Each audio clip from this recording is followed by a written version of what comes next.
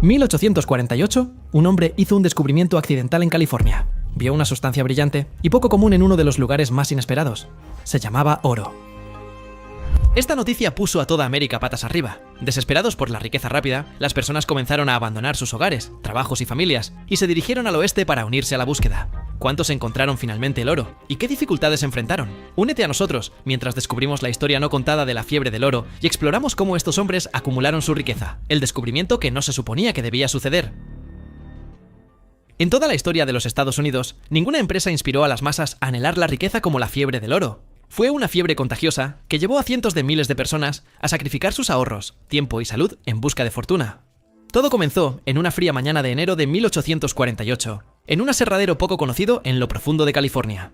El carpintero James Wilson Marshall se inclinó sobre las frías aguas del río americano cerca de Coloma, inspeccionando el canal de descarga de un molino que estaba construyendo para su empleador, John Sutter. Sutter, un inmigrante suizo, soñaba con crear un gran imperio agrícola en el fértil Valle de Sacramento. Mientras Marshall miraba en el río, un destello de luz llamó su atención. Curioso, se acercó más. Lo que recogió del lecho del río no era una piedra ordinaria. Era pesada, maleable y brillaba a la luz del sol de una manera que nunca antes había visto. Mordió suavemente la pepita y el diente dejó una marca. No era cuarzo, no era oro de los tontos, era oro real, puro e inconfundible. Emocionado pero cauteloso, Marshall lo llevó a Sutter. Juntos probaron el metal, confirmaron su descubrimiento y trataron de mantenerlo en secreto.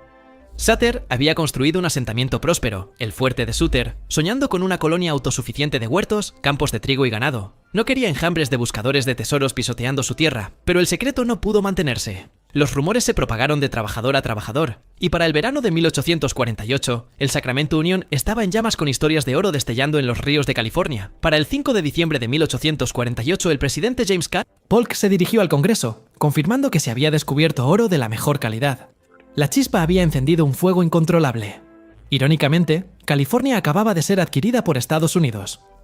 La tinta en el Tratado de Guadalupe Hidalgo apenas se había secado.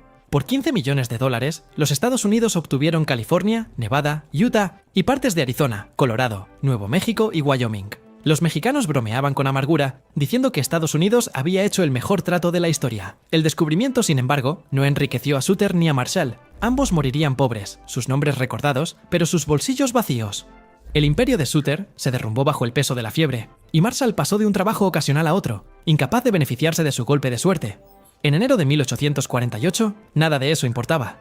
Lo que importaba era el destello de metal en el río, la promesa de riquezas incalculables y el atractivo irresistible que ejercería sobre las imaginaciones de todo el mundo. Con unas pocas escamas brillantes, comenzó una fiebre que nadie, ni Sutter, ni Marshall, ni siquiera el presidente Polk, pudo controlar. Una fiebre que enviaría a hombres a través de océanos, desiertos y junglas, todo por una oportunidad de tener su propia fortuna resplandeciente. Pero, ¿cómo se difundió el rumor del oro desde un aserradero en un valle remoto hasta las calles concurridas de Nueva York, Boston y Londres? ¿Por qué los hombres abandonaron todo? Familias, granjas y trabajos estables para perseguirlo.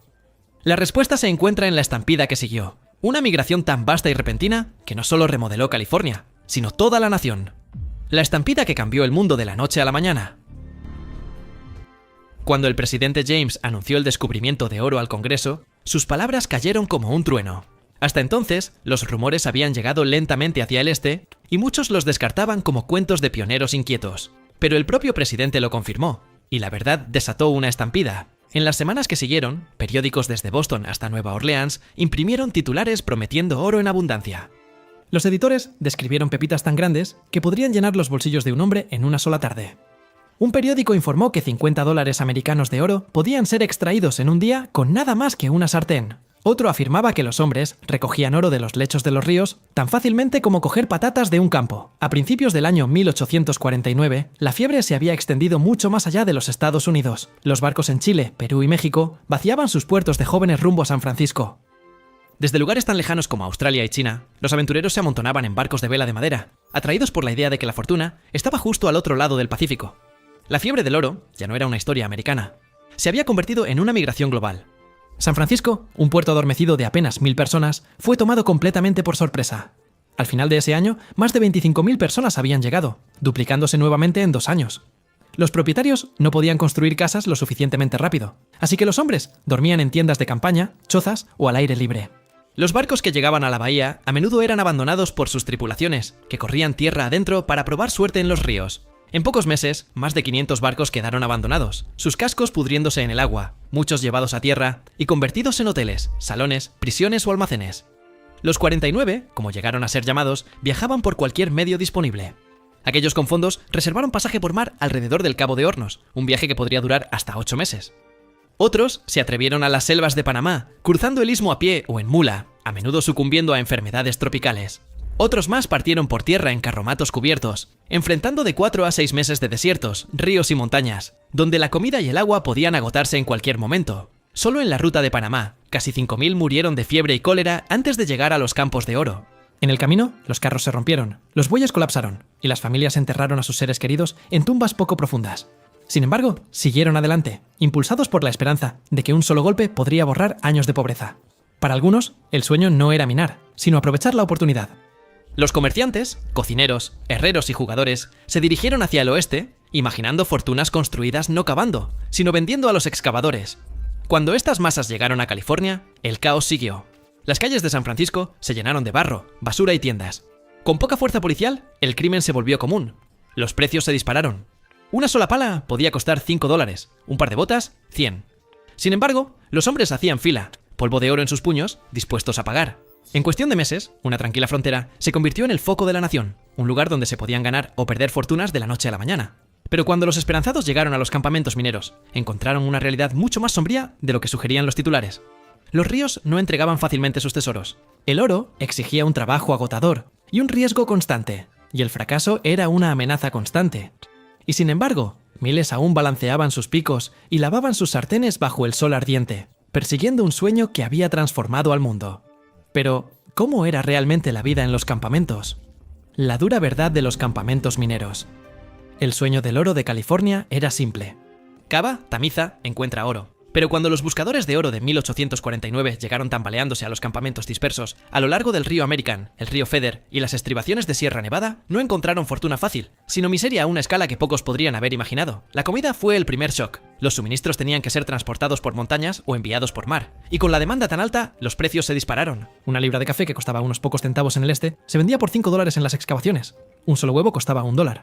Los frijoles, el tocino y el pan se convirtieron en alimentos básicos, pero incluso estos eran escasos y a menudo se echaban a perder. Muchos mineros sobrevivieron a base de cerdo salado y galletas duras, que a menudo estaban infestadas de gorgojos durante semanas. La enfermedad siguió al hambre. Miles vivían en tiendas primitivas o refugios de ramas a lo largo de las orillas de los ríos, donde la sanidad era casi inexistente. El agua potable provenía de los mismos arroyos, donde los hombres lavaban las sartenes, sacrificaban animales y arrojaban desechos. La disentería azotó los campamentos.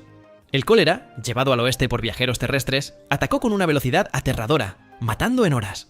La malaria persistía en los pantanos. El escorbuto, causado por la falta de productos frescos, producía encías podridas y huesos debilitados.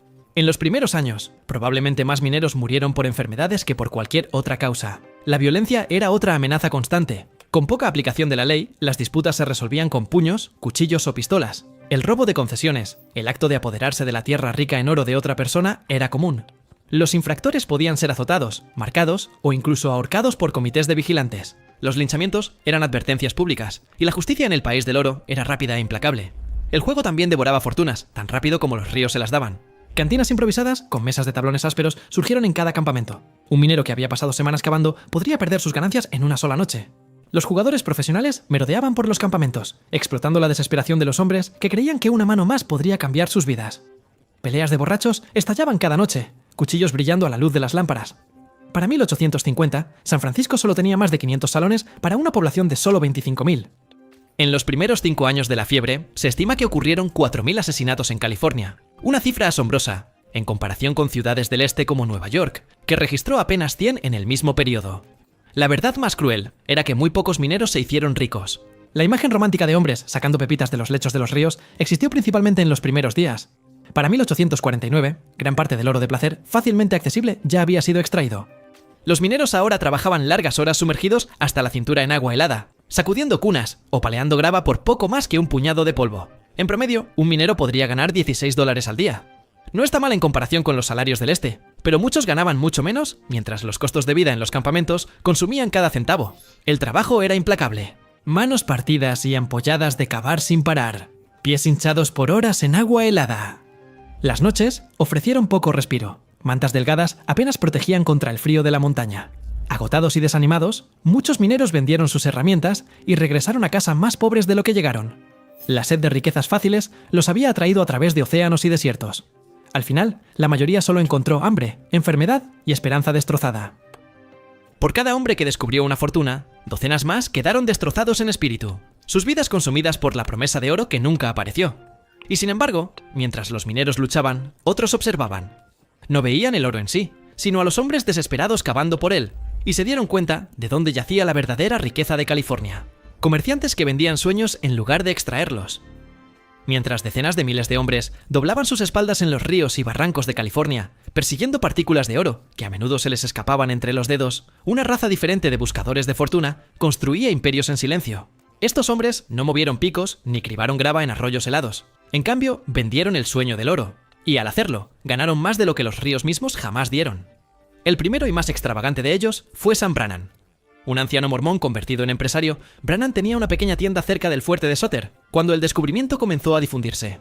A diferencia de John Sutter, quien intentó mantener la noticia en secreto, Brannan vio una oportunidad. Irrumpió en las calles de San Francisco, agitando un pequeño frasco de polvo brillante y gritando: ¡Oro! ¡Oro del río americano! Sus gritos electrizaron la ciudad portuaria, pero Brannan había sido astuto. Antes de anunciar el descubrimiento, había vaciado todos los almacenes de picos, cacerolas, palas y suministros. A la mañana siguiente, los hombres se apresuraron a su tienda, desesperados por comprar las herramientas que creían que los harían ricos. Una sartén que antes se vendía por 20 centavos, ahora cuesta $15. En pocas semanas, Brannan estaba ganando miles de dólares cada día, convirtiéndose en el primer millonario de la fiebre del oro de California. No por cavar, sino por vender palas a quienes lo hicieron. Otro nombre pronto se talló en la historia de la riqueza de California: Levi Strauss. Un inmigrante bávaro que viajó al oeste para vender productos secos, Strauss descubrió que los mineros rompían la ropa tan rápido como el whisky. Las tiendas de lona se rasgaron y los pantalones de trabajo se desgarraron bajo una tensión constante. Cosió lona resistente para cubrir vagones en pantalones de trabajo, luego cambió a denim duradero, se asoció con el sastre Jacob Davis para remachar los bolsillos con cobre. Crearon una prenda resistente, ideal para la minería, los primeros jeans azules cosidos para siempre en el tejido de la vida americana. Brannan y Strauss no estaban solos. Comerciantes de toda California aprovecharon el momento. Thomas Larkin y otros almacenaron harina, cerdo salado, frijoles, café y whisky. Estos suministros impulsaron la inflación de los precios. Un barril de harina que costaba $7 en Nueva York se vendió por $100 en los campamentos. Los granos de café alcanzaban los $40 por libra. El whisky podría costar $100 por botella. Tiendas de campaña, picos, sartenes, botas, cuerdas, cada necesidad se convirtió en una fuente de riqueza. Un comerciante de las estribaciones de Sierra registró más de $20.000 en un solo año simplemente al manejar una tienda de suministros. Los herreros forjaban herramientas, los carpinteros construían carretillas y los posaderos alquilaban camas de lona por más de un día de salario. Cada golpe del pico de un minero enviaba monedas a las cajas registradoras de aquellos que lo abastecían. Incluso los periódicos se beneficiaron. Los impresores se apresuraron a producir manuales de minería, mapas de campos de oro rumoreados y hojas llenas de noticias de huelgas. Por 10 centavos, los mineros podían comprar esperanza impresa, la promesa de que el próximo valle, arroyo o barranco, finalmente podría hacerlos ricos. El contraste era marcado. Mientras los mineros temblaban de frío, a menudo sin ganar nada, hombres como Brannan construían mansiones en San Francisco, cenaban con champán importado y veían cómo crecían sus fortunas. Los resistentes pantalones de Strauss sobrevivieron a la fiebre del oro, convirtiéndose en una marca mundial mucho después de que se hubieran agotado las últimas pepitas fáciles. Philip Armour hizo su fortuna vendiendo carne a los mineros hambrientos, y más tarde fundó la gigante procesadora Armour & Company. Cootes Huntington comenzó con una pequeña tienda de herramientas y se convirtió en uno de los 4 magnates del ferrocarril que construyeron el primer ferrocarril transcontinental. Alexander Todd fundó el primer sistema de correo express, entregando cartas entre campamentos remotos en San Francisco a $1 por carta, un precio alto.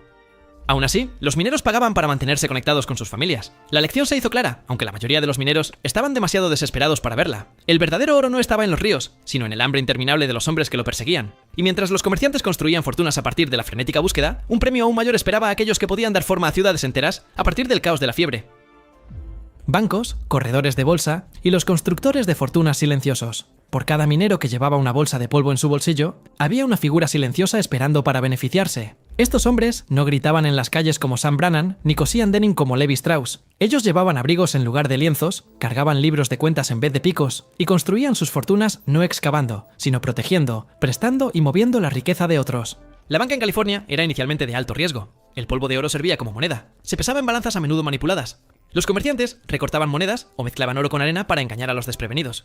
Sin una casa de moneda federal hasta principios de la década de 1850, los mineros dependían de tasadores privados y banqueros para certificar su oro. La confianza rápidamente se convirtió en la moneda más valiosa de todas. En medio de esta incertidumbre, surgieron empresas que se convertirían en leyendas. Henry Wells y William Fargo, con experiencia en el negocio de mensajería en la costa este, vieron una oportunidad en el caos.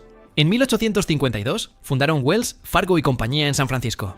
Su promesa era simple pero poderosa: transportar oro de forma segura y rápida desde los campamentos mineros hasta los centros financieros del este. Guardias armados viajaban junto a las diligencias, con escopetas listas, una práctica que dio origen a la expresión ir de copiloto. Para los mineros que temían robos en el largo camino a San Francisco, Wells Fargo era la salvación. Para los banqueros que necesitaban un suministro constante de oro, era un salvavidas. Cada envío ganaba un cargo, y cada cargo se multiplicaba en una fortuna. Al final de la fiebre, Wells Fargo era más que un mensajero. Era una institución financiera de confianza en todo el oeste. Otras casas bancarias siguieron, incluyendo Adams & Company, Page, Bacon & Company y la London Exchange Office.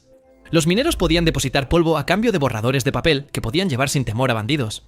Los bancos cobraban tarifas, recolectaban intereses y silenciosamente acumulaban riqueza del sudor de hombres que nunca se hicieron ricos. Los préstamos se convirtieron en otra fuente lucrativa de ingresos. Un minero desesperado por suministros podría pedir prestado a tasas de interés de hasta 10% al mes. Los comerciantes expandieron las tiendas, los posaderos construyeron casas de huéspedes y los jugadores cubrieron pérdidas. Cada préstamo llenaba los bolsillos de los prestamistas independientemente de si el prestatario encontraba oro o pasaba hambre en las excavaciones. Incluso el gobierno se unió.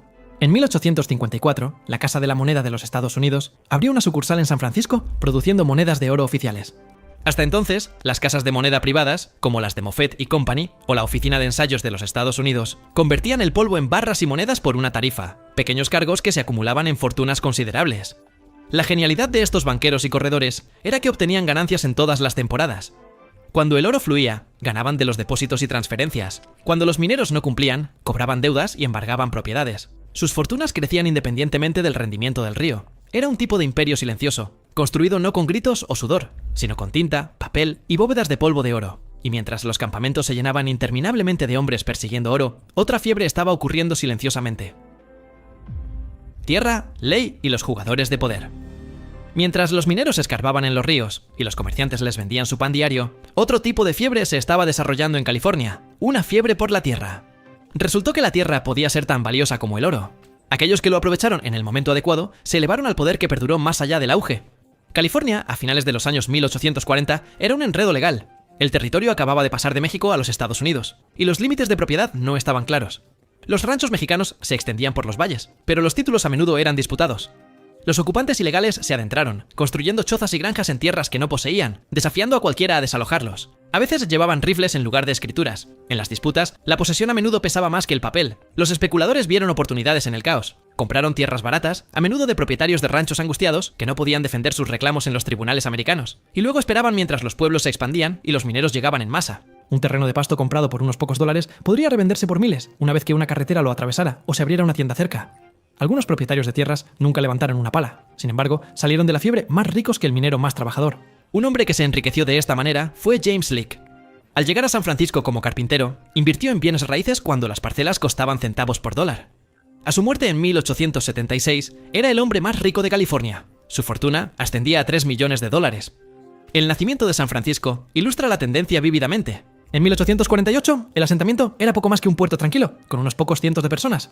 Para la década de 1850, más de 25.000 abarrotaban sus calles embarradas. Las tiendas de campaña dieron paso a chozas de madera, luego a edificios de ladrillo. Cada nuevo recién llegado necesitaba un techo, y cada techo se encontraba sobre un terreno. Los primeros desarrolladores cosecharon fortunas a medida que los precios de la tierra se dispararon. Bloques que se vendían por unos pocos dólares antes de la fiebre pronto costaron decenas de miles. Sacramento siguió un camino similar. Los sueños de John Sutter de un imperio agrícola se desmoronaron cuando los ocupantes ilegales dividieron su rancho, pero los nuevos constructores de ciudades prosperaron. Comerciantes, hoteleros y operadores de transbordadores tallaron calles en el barro y vendieron lotes a los asentadores ansiosos. Cada desembarcadero de ferry, cada puente convirtió tierra en ganancia. Los abogados y políticos no estaban lejos. Con disputas en curso sobre la propiedad, los abogados se enriquecieron presentando demandas, redactando contratos y representando a clientes. Las salas de justicia se desbordaron con casos de tierras y los jueces, a menudo influenciados por la política o el lucro, emitieron fallos que transformaron fortunas de la noche a la mañana. Abogados astutos podían convertir reclamaciones dudosas en oro sólido. Los políticos también encontraron formas de beneficiarse, escribieron leyes que favorecían intereses específicos, otorgaron cartas a bancos y empresas de transporte y recibieron sobornos de hombres desesperados por asegurar títulos. La influencia se convirtió en una forma de moneda, moldeando no solo las líneas de propiedad, sino también el mapa del futuro de California. La ironía era sorprendente. Mientras los mineros peleaban por unos pocos copos en una sartén, los hombres en oficinas y salas de consejo reclamaban silenciosamente el suelo bajo sus pies. El oro podría agotarse, pero la tierra permanecía, y aquellos que la poseían controlaban el destino de California mucho después de que se vaciara la última sartén. Y sin embargo, detrás de la fiebre del terreno y la lucha por la propiedad, otra fuerza se estaba formando, la industria impulsada por máquinas. Aquellos que construyeron la maquinaria pesada desbloquearían fortunas mucho mayores de lo que los mineros con sus sartenes jamás soñaron. La maquinaria que devoraba las montañas. Los primeros buscadores de oro sumergían sus bandejas en los arroyos, haciendo girar el agua fangosa en busca de un destello en el fondo. Era un trabajo lento y agotador, pero era honesto y humano. Sin embargo, para principios de la década de 1850, esa forma de vida estaba desapareciendo. Los campos de oro de California se estaban transformando en una industria impulsada por máquinas que poco se preocupaba por los soñadores solitarios. El cambio comenzó con mejoras sencillas. Las cajas de cribado, long toms y canales permitieron a los grupos de mineros lavar más grava en un día que cualquier hombre solo con una batea, pero incluso estas herramientas pronto resultaron demasiado pequeñas para los hombres que veían ganancias. Para 1852, la minería hidráulica hizo su debut y todo cambió. La minería hidráulica operaba con una eficiencia implacable. El agua fue represada, canalizada a través de zanjas y forzada a entrar en tuberías de hierro, luego disparada a través de boquillas gigantes llamadas monitores lo suficientemente poderosas como para derribar una colina entera. Lo que antes requería 100 hombres con palas, ahora podría hacerse con un solo chorro de agua. Los ríos corrían espesos con lodo, mientras los lados de las montañas se disolvían en barbotina. Los canales atrapaban oro y el resto se desechaba. Por primera vez, las corporaciones dominaron el mercado. La minería hidráulica requería un capital enorme, presas, kilómetros de zanjas, boquillas de hierro y ejércitos de trabajadores para operar los sistemas. El solitario buscador con una mula y un pico ya no podía competir. Las empresas unieron inversiones y construyeron operaciones industriales con juntas directivas e ingenieros al mando de valles enteros. Las ganancias se dispararon. Los mineros individuales podrían ganar unos pocos dólares en polvo, pero las compañías hidráulicas medían su ganancia en libras de oro cada semana. Los inversores en San Francisco y Nueva York cosechaban dividendos sin tocar el barro. Para ellos, los ríos de California no eran lugares de sueños, sino tuberías de riqueza. El costo, sin embargo, fue asombroso. Las laderas desaparecieron, los ríos se llenaron de grava y los valles fueron sepultados bajo escombros. Las tierras agrícolas, aguas abajo, fueron destruidas. Las corridas de salmón colapsaron y comunidades enteras fueron asfixiadas por el sedimento. Las protestas fueron silenciadas por la riqueza, influencia y respaldo político de las corporaciones. En algunos valles, los desechos de las minas se amontonaron a 9 metros de altura, y los pueblos despertaron con las calles enterradas en barro después de que las tormentas arrastraran escombros mineros río abajo. Para la década de 1870, los conflictos alcanzaron un punto crítico. En 1884, el caso histórico Woodruff contra North Bloomfield Mining Company finalmente prohibió arrojar escombros hidráulicos en los ríos, uno de los primeros fallos ambientales importantes en la historia de los Estados Unidos. Para entonces, sin embargo, los fértiles valles del centro de California habían sido remodelados y millones de toneladas de tierra lavadas en la búsqueda de oro. Aún así, la minería hidráulica alimentó enormes ganancias. Las corporaciones reemplazaron a los mineros solitarios, construyendo fortunas que financiaron bancos, ferrocarriles e industrias mucho más allá de California. El oro en sí era limitado, pero la riqueza que creó se volvió permanente. Para los soñadores que alguna vez revolvieron sartenes en arroyos helados, la fiebre del oro terminó en decepción.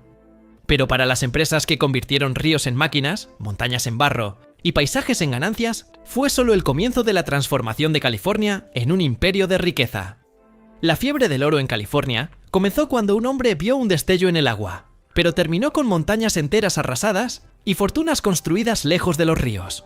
La verdad nunca estuvo en las sartenes o pepitas, sino en los negocios, bancos, tierras y corporaciones que se alimentaron de la frenética. Los mineros llegaron con sueños de riqueza inmediata, pero la mayoría se fue con las manos vacías, su trabajo allanando el camino para que otros cosecharan los beneficios. Desde Levi cosiendo lona en denim hasta Sam gritando sobre oro en las calles, los verdaderos ganadores fueron aquellos que vieron más allá del brillo. En la búsqueda de oro, los estadounidenses descubrieron una lección que aún resuena. El golpe más rico a menudo no pertenece al soñador que excava, sino al que construye alrededor del sueño. Gracias por mirar.